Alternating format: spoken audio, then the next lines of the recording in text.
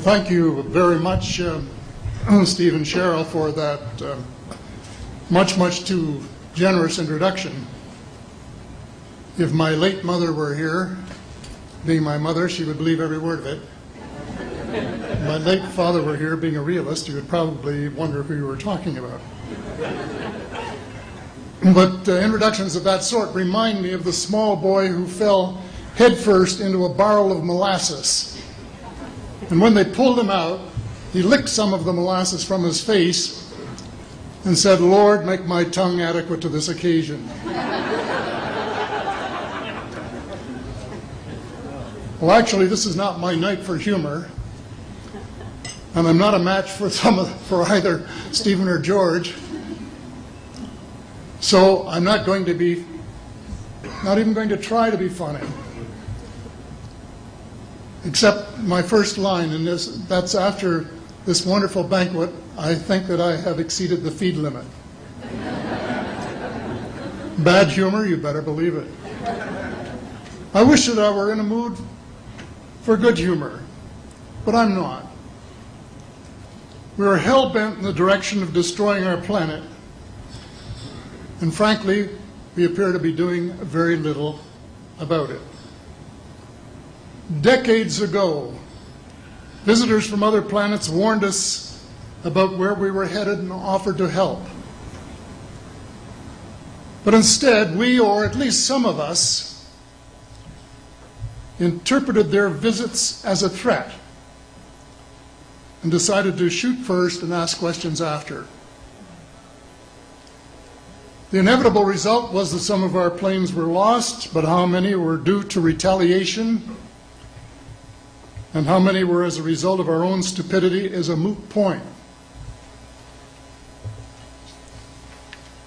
Wilbert Smith, one of the first Canadians to take an active interest in the subject of UFOs, asked the visitors about the accidental destruction of our aircraft by flying into the vicinity of a flying saucer.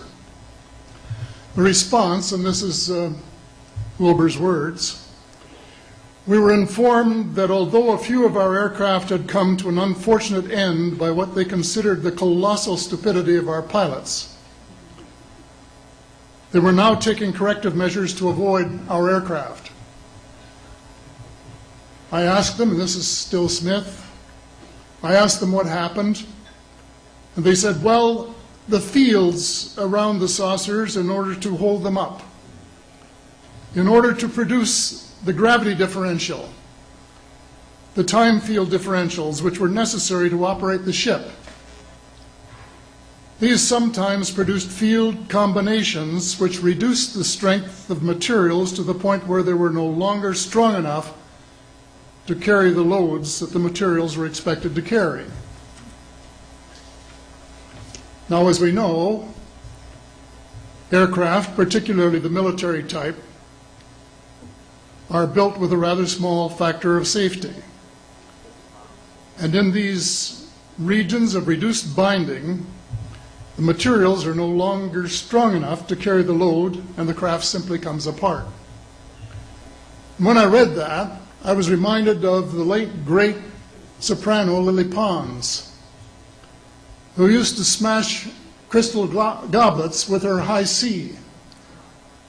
She would direct the sound at them, and something in the sound waves would change the structure of the glass, and it would fly apart. Well, this didn't satisfy our military chiefs, who must have thought that it was more important to secure American nuclear superiority, even though using it would result in the annihilation of us all, than to take the hint and start moving the planet back from the brink of global disaster. They, the military, must have been and still are so paranoid that they feel it necessary to use the visitors' technology to fight them off, rather than welcome them as partners in development, though they may have seconded a few renegades to assist them in what can best be viewed as diabolical developments.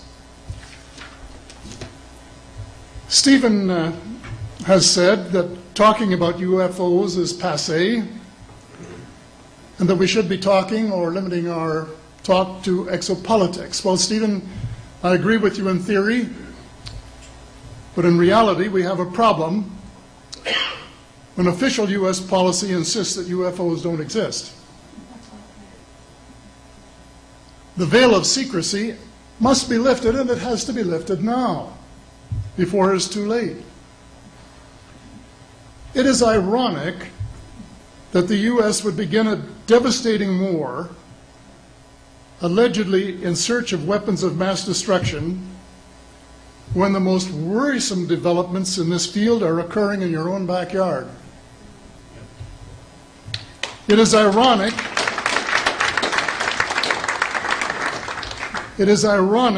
that the U.S. should be fighting monstrously expensive wars in Iraq and Afghanistan, allegedly to bring democracy to those two countries, when it itself can no longer legitimately claim to be called a democracy, when trillions, and I mean thousands of billions of dollars, have been spent on projects about which both the Congress and the Commander-in-Chief have been kept deliberately in the dark.